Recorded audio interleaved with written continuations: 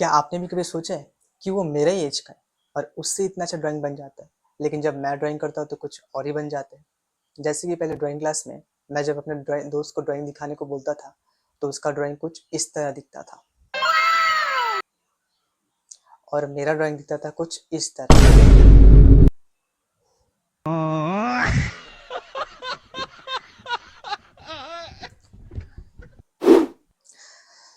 So hello viewers, मैं हूं अमल और आप सभी का स्वागत है आर्ट एंड ब्लू चैनल पर।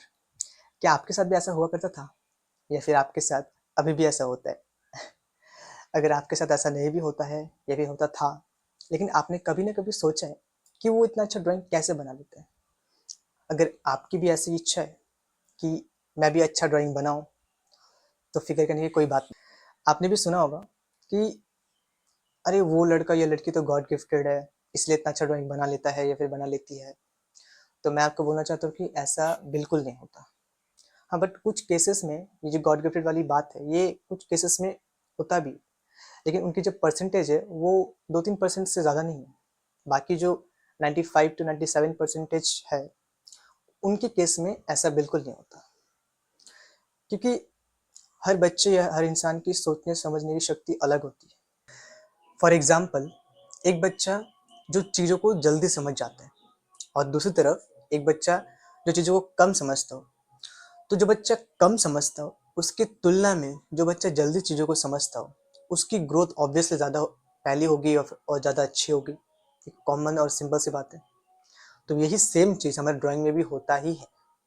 जो बच्चा जल्दी चीज़ों को समझकर सही तरीके और रेगुलर प्रैक्टिस करता हो, उसकी ग्रोथ, उसकी ड्राइंग अपने आप ही अच्छा बन जाता है। तो आज मैं आप लोगों को कुछ बेसिक प्रैक्टिस और टिप्स शेयर करने वाला हूँ, जिसे फॉलो करके आप अपने ड्राइंग स्किल को इम्प्रूव कर सकते हो।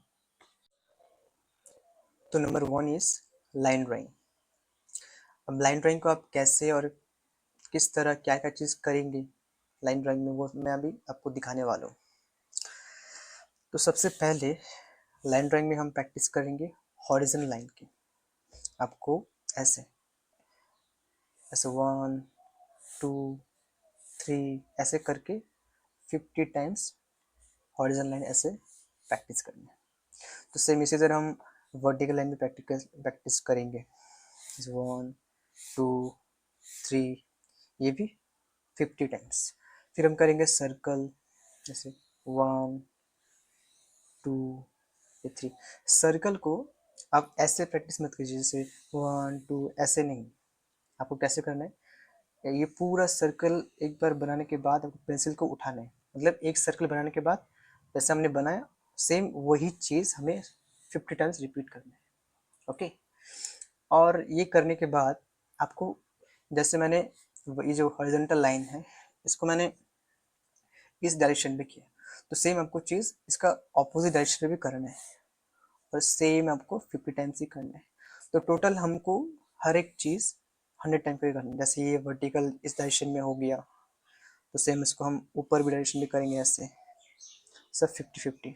सबको ऑपोजिट, जैसे सर्कल हमने इस डायरेक्शन में किया 50, फिर हमको करना है इस डायरेक्शन में 50। सबको ऑपोजिट ऑपोजिट टाइम करेंगे। उसके बाद और एक आता है, ये इन्फिनिटी बोलो या फिर आप 8 भी बोल सकते हो। जैसे ये, इसको आप लगातार ऐसे कर सकते हो, फिर इस डायरेक्शन भी कर सकते हो ऐसा। ये सारे आपको 50 टाइम्स और इसका ऑपोजिट 50 टाइम्स, तो टोटल हो गया आपका 100 टाइम्स। 100 टाइम्स आप प्रैक्टिस कीजिए, तो आप देखेंगे कि आपकी लाइन क्वालिटी बहुत हद तक इम्प्रूव हो चुका है। और एक बात, लाइन ड्राइंग के लिए कोई भी मतलब अच्छा कॉपी की ज़रूरत नहीं है। जैसे ये जो मेरा कॉपी है, मैं दिखाता हूँ, ये एक्चुअली स्कूल का मेरा रफ कॉपी है, ये देख सकते हो। ये स्कूल का रफ कॉपी, आप स्कूल का ऐसे रफ कॉपी भी कर सकते हो। आपको कोई भी डार्क पेंसिल लेना है, जैसे 10 भी या फिर 8 भी लेना है, और आप इसको ऊपर से प्रैक्टिस कर सकते हो ऐसे ऐसे। या तो सबसे बेस्ट मैं कहूँगा कि आप न्यूज़पेपर का यूज़ कर सकते हो। न्यूज़पेपर, ये फुल्ली टोटल वेस्टेज है। इसमें भी आप कोई डार्क पेंसिल लीजिए, उसके बाद आप इसे प्रैक्टिस कर सकते हो। सर्कल हो गया, ऐसे सर्कल लाइन ड्राइंग की प्रैक्टिस कर सकते हो ऐसा ऐसा। So number 2 is draw basic shapes perfectly. हमारे ड्राइंग में बेसिक शेप्स का बहुत ही एक अहम हिस्सा होता है एक्चुअली, क्योंकि ये जो बेसिक शेप्स है ये ड्राइंग में हर जगह यूज़ होता है। और इस बेसिक शेप्स का इम्पोर्टेंस क्या है एक्चुअली, क्यों इतना ज़रूरी है और इससे क्या होता है, क्यों ये सिंपल शेप्स हम बनाएं, इससे इससे क्या ही होगा।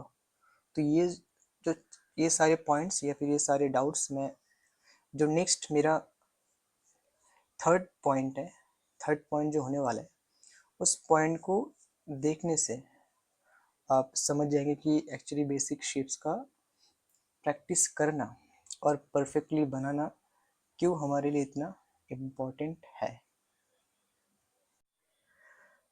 तो number 3 is to see the subject as a shape.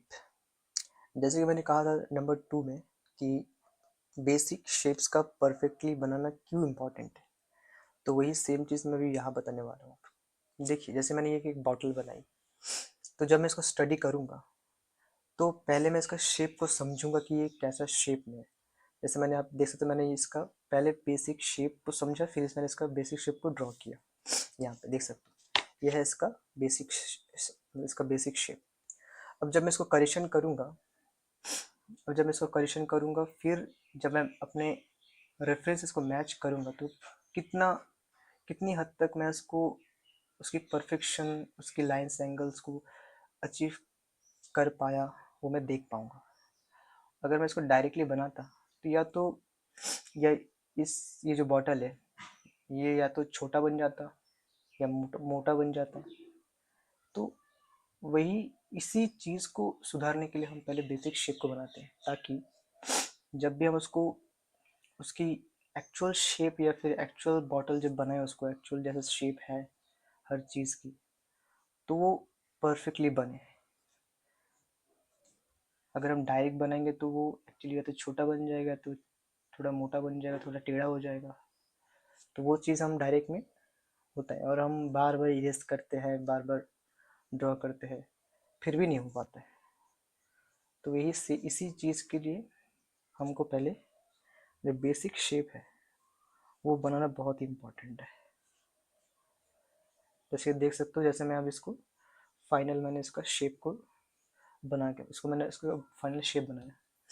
तो आप देख सकते हो कि इस बॉटल से भी जब मैं इसको रेफरेंस को मैच करूँगा तो वो कितना हद तक ये मैच करता है। अगर मैं इसको डायरेक्ट बनाता तो इतना मैच नहीं करता। यह तो मैंने जो कहा, जो छोटा हो जाता है या फिर मोटा हो जाता है, जैसे आप देख सकते हो कि एक हद तक अगर देखिए, मैं बहुत ही रफली बनाया और बहुत ही फास्टली मैं बना के आपको दिखाया ये, तो इसीलिए इसमें बहुत परमिशन गलती है। लेकिन मैं जस्ट आपको समझाना चाहता हूँ कि ऐसे हम कोई भी स्टिल लाइफ या कोई भी सब्जेक्ट हो, उसकी बेसिक शेप को समझ के पहले हम उसको बेसिक शेप को बनाते, फिर हम उसे मॉडिफाई करते हैं, या फिर हम उस स्टिल लाइफ की असली रूप देते हैं उसे। जैसे कि आप देख सकते हो, अभी ये एक हद तक सिमिलैरिटी या परफेक्शन हम लोगों ने अचीव कर चुका है, हम लोगों ने अचीव किया है। तो जब भी कोई स्टिल लाइफ स्टडी करें तो आप उसकी शेप को समझिए। So number 4 is draw a random shape and copy that. इसका मतलब, जैसे कि मैं भी दिखाता हूँ आपको कि मैंने यहाँ पे अपने मन से कुछ भी ऐसे ऐसे एक शेप मैंने मतलब ड्रॉ किया। अब मैं ऐसा करूँगा क्या, अब मैं इसी शेप को देख के इसको धीरे धीरे करके कॉपी करूँगा, इसको धीरे धीरे कॉपी करूँगा। तो इससे क्या होता है कि जब भी आप कोई रेफरेंस देख के स्टडी करेंगे तो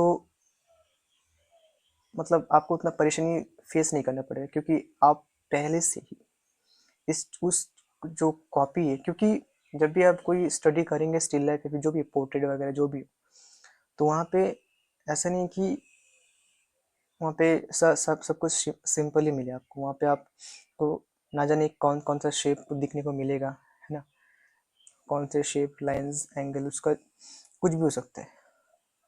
तो जब आप ये इस चीज़ को प्रैक्टिस कर चुके होंगे, इस चीज़ को प्रैक्टिस करके अब जब कोई स्टिल लाइफ स्टडी करेंगे तो आपको उतना परेशानी या फिर डर, जो डर वाली फीलिंग है ना कि मैं ये कर पाऊँगा कि नहीं, यहाँ ये गंदा हो जाएगा या फिर कुछ भी हो जाएगा, तो वो सारी चीज़ें, आपका जो डर है ना, वो कम हो चुका होगा इससे, क्योंकि आपको भी पता है कि हाँ मैंने तो इससे भी रैंडम रैंडम शेप की प्रैक्टिस मैंने करा हुआ है। तो उतना उतना आपको डर जो है ना, तो कहीं ना कहीं बेसिकली आपके डर को भगाने के लिए ही है एक्चुअली। अगर आपके अंदर कुछ भी बनाने की कॉन्फिडेंस या भरोसा है कि हाँ मैं ये बना ही लूँगा, तो आप वो बना ही लोगे। चाहे तो एक्चुअली कुछ भी बनाने या सीखने के लिए सबसे पहला ज़रूरी काम यही होता है कि आप अपने डर से डर को जीते, डर को अपने ऊपर हावी ना होने दें। जैसे यहाँ पे आप देख सकते हो, जैसे मैंने इसका एक रैंडम शेप बनाया अपने मन से और मैंने उसको कॉपी किया। तो यही सेम चीज़ आपको भी करना है। आप और भी कोई रैंडम शेप जैसे तैसे से बनाइए और उसको देख के आप कॉपी कीजिए उससे। एक और तरीका मैं आपको बताता हूँ। आपको एक स्केल लेना है, इस टाइप से एक स्केल लेना है। अब स्केल से कोई भी एक रैंडमली सेंटीमीटर वाली लाइन खींच लें। जैसे मैं यहाँ से 1 सेंटीमीटर से 5 सेंटीमीटर नहीं 7 सेंटीमीटर तक एक लाइन मैंने खींचा। ओके, ये 7 सेंटीमीटर में।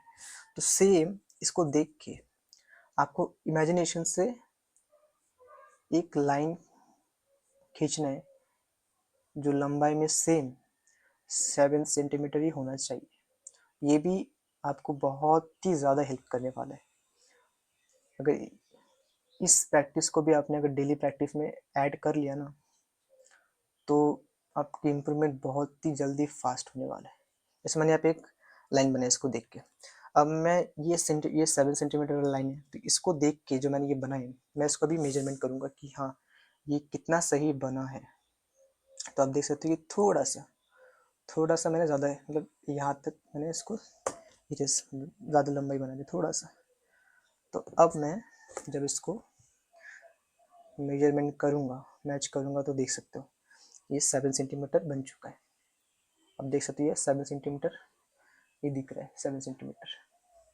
तो ऐसे आप प्रैक्टिस कीजिए। आप ऐसे कोई भी लाइन लीजिए रैंडमली, 5 सेंटीमीटर, 8 सेंटीमीटर, 9 सेंटीमीटर, और उसको देख के कॉपी कीजिए। ये कुछ सिंपल प्रैक्टिस है जिससे आपकी अपनी बेसिक ड्राइंग या फिर लाइन ड्राइंग की क्वालिटी बहुत हद तक इम्प्रूव होगी। So number 5 is draw from real life और फोटोकॉपी। तो एज ए बिगिनिंग प्लस और बेसिक को ठीक करने के लिए आप या तो रियल लाइफ या तो फोटोकॉपी से प्रैक्टिस कर सकते हो। रियल लाइफ पे जब आप प्रैक्टिस करोगे ना, तो आप उसकी lightness, darkness, plus colour combination, और उसको शेप, एंगल्स, लाइंस, तो कहीं ना कहीं आप बेटर तरीके से समझ पाओगे। और या तो आप फोटो प्रिंट का इस्तेमाल कीजिए। उसमें भी फोटो प्रिंट से एक्चुअली कॉपी करने में जब आप करोगे तो कॉपी वो भी एक्चुअली उसकी लाइंस, एंगल, क्योंकि वो एक ही साइज़ का होगा ना। क्योंकि जब आप फ़ोन का इस्तेमाल करते हो ना, तो फ़ोन में एक्चुअली क्या होता है कि आपको बार बार जूम आउट जूम इन करना पड़ता है। तो जिससे जैसे मान लीजिए आप कोई भी पोर्ट्रेट स्टडी कर रहे हैं, तो जब उसको जूम इन करोगे तो वो उसका आग बड़ा हो जाएगा ना। तो फिर जूम आउट करेगा तो फिर छोटा। तो ये जो होता है वो स्टार्टिंग में थोड़ा सा दिक्कत भरा होता है। तो इसलिए मेरी पर्सनल सजेशन तो मैं ये दूंगा कि आप पहले स्टार्टिंग में रियल लाइफ प्लस फोटोकॉपी से प्रैक्टिस किया कीजिए। इससे आपकी देखने की नज़रिया प्लस उसकी वैल्यू, उसकी जो लाइट एंड डार्कनेस है, ये सारी चीज़ आपकी थोड़े बहुत क्लियर हो जाएंगे। And my last suggestion for you कि आप डेली और रेगुलर प्रैक्टिस कीजिए। कोई फ़र्क नहीं पड़ता कि आप कौन सी एज में, जस्ट डू इट। और मुझे ये भी पता है कि जो बेसिक है ना, ये बहुत ही बोरिंग भरा काम है, बोरिंग। और इसी बोरियत भरा काम को नज़रअंदाज करने के चक्कर में 45% लोग या बच्चे पीछे रह जाते हैं। वो सीधा पोर्ट्रेट या फिर लैंडस्केप या फिर ये वो बनाने में लग जाते हैं, और जब रिजल्ट अच्छा नहीं मिलता तो नतीजा बस निराशा होता है। तो इसीलिए पहले आपको अपने बेसिक पे ध्यान देने की ज़रूरत है।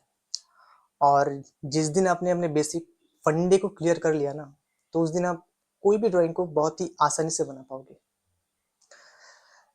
तो होप आप सभी को वीडियो अच्छा लगा होगा, और वीडियो अगर पसंद आए तो लाइक एंड कमेंट कीजिए, और इस चैनल के साथ कनेक्टेड रहिए, क्योंकि इस चैनल पे अब से मैं आर्ट से रिलेटेड वीडियोस लाता रहूँगा। तो मिलते हैं नेक्स्ट वीडियो में।